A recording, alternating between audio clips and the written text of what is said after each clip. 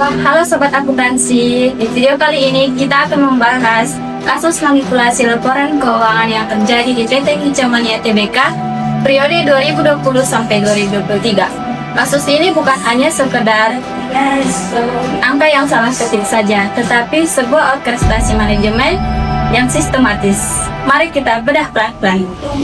Bicara soal data, kasus ini beneran mahir.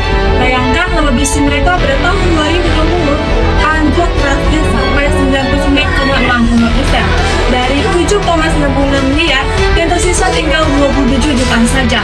Secara teknis, penurunan yang saja bingung seharusnya memicu pemeriksaan yang lebih mendalam.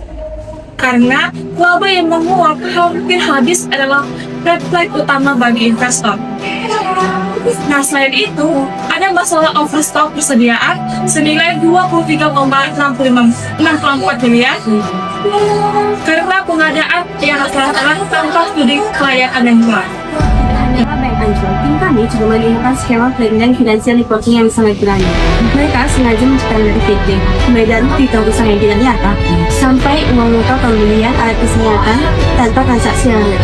Ini bukan lagi kegundulan akuntansi, melainkan upaya sadar untuk mempercantik neraca agar perusahaan terlihat memiliki aset yang lebih kecil. Nyatanya hanya catatan kosong. PT Kicau Mania Global Medica. Ada dana pihak ketiga sebesar 470 miliar yang seharusnya dimasukkan ke dalam kertas ini, tetapi malah tidak disetorkan. Belum lagi transaksi fiktif lewat unit bisnis TMCG yang digunakan sebagai kendaraan untuk memutar angka-angka palsu tersebut agar aktivitas bisnis terlihat lebih bentuk nyata dari pengabaian tata kelola di level group. Yang bikin heran kenapa auditnya nggak sadar saat respon HRS kita perlu belajar di tahun 2020. Ini menunjukkan hanya skeptisisme profesional karena gagal mendeteksi salah satu material, padahal kondisi keuangan sudah hancur lebih. Sedangkannya BUMN butuh auditor spesialis industri kesehatan agar lebih paham risiko spesifik seperti dinamika klaim BPJS atau fluktuasi harga alat kesehatan yang sering jadi celah manipulasi. Dan sekarang hukum sudah berbicara dengan tegas. Hasil investigasi dari BPK menunjukkan kerugian negara mencapai angka yang fantastis, yaitu 371,8 miliar.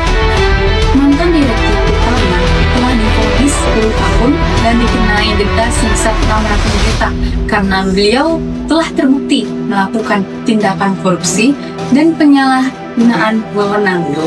Vonis ini menjadi pengingat bahwa memoles laporan keuangan demi menutupi kebobrokan manajemen memiliki konsekuensi pidana yang sangat berat. Jadi, ini benar-benar kerjasama yang buruk antar manajemen, atau bisa disebut sebagai kondisi fraud. Manajemen puncak menjadi otak dibalik rusaknya sistem yang harusnya mereka jaga. Tentunya pelajaran berharga bagi perusahaan adalah penguatan pengendalian internal. Jika manajemen puncak bisa dengan mudah melakukan override atau bypass sistem dan menjadi kerugian. Jika check dan balance tidak terjalan, sistem secanggih apapun tidak akan bisa menjebol kondisi. Jadi integritas menjadi indikator nomor 1, sekedar kemauan untuk mencari keuntungan sesaat lewat manipulasi. Transparansi memang jadi kunci utama. Modal negara dan kepercayaan publik jangan sampai habis hanya untuk memoles laporan agar terlihat cantik di atas kertas. Terima kasih tim atas penjelasannya. Buat sobat akuntansi, jadikan pelajaran buat kasus ini bahwa kejujuran di laporan keuangan itu harga mati.